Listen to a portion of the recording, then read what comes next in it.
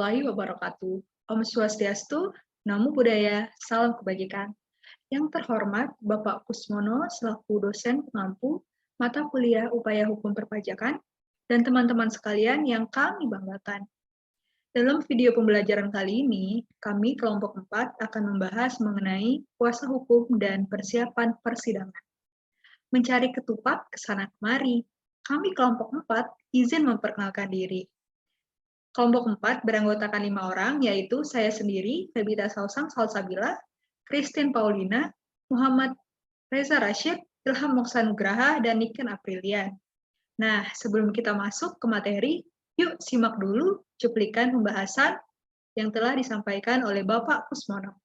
Surat itu gugatan maupun permohonan banding diajukan ke pengadilan pajak, lewat pengadilan pajak, dicatat di sana, itu kan ada berita acaranya itu. Kapan tanggal diterimanya, diadministrasikan, lalu dikirim, diteruskan ke Direktorat Jenderal Pajak.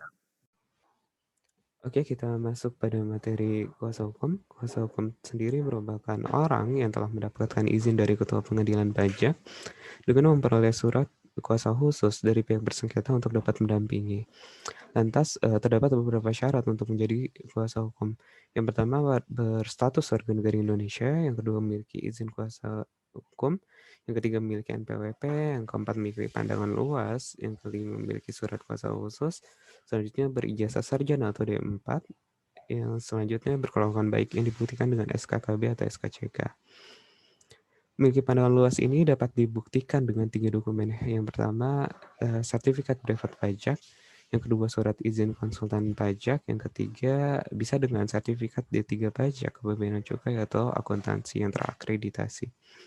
Selanjutnya, izin kuasa hukum yang dikeluarkan dalam bentuk keputusan Ketua Pengadilan Pajak ini berlaku dalam jangka waktu 24 bulan sejak tanggal ditetapkannya, yang dapat diperpanjang juga. Selanjutnya adalah pengecualian. Jadi persyaratan untuk menjadi kuasa hukum tidak diperlukan dalam hal apabila yang mendampingi atau mewakili adalah keluarga, pegawai, atau pengampu. Yang kedua adalah apabila seseorang yang baru pertama kali mendampingi atau mewakili pemohon banding atau penggugat. Selanjutnya kita membahas tentang persiapan persidangan. Jadi hal ini diatur dalam pasal 44-48 UU Pengadilan Pajak dan SE 65 PJ 2012. Jadi tahap pertama dalam persiapan persidangan adalah pembentukan tim sidang, banding, atau gugatan. Jadi pejabat eselon 3 yang ada di DKP, DKB, atau di Kanwil itu menyusun tim sidang. Tim sidang itu beranggotakan paling sedikit 2 penelaah keberatan.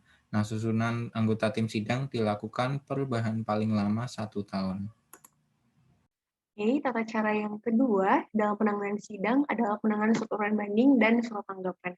Intinya kita sebagai ujung tombak di sini menyiapkan draft jawaban yang menjelaskan bahwa ketetapan yang telah dikeluarkan oleh DJP itu sudah benar disertai dengan bukti-buktinya.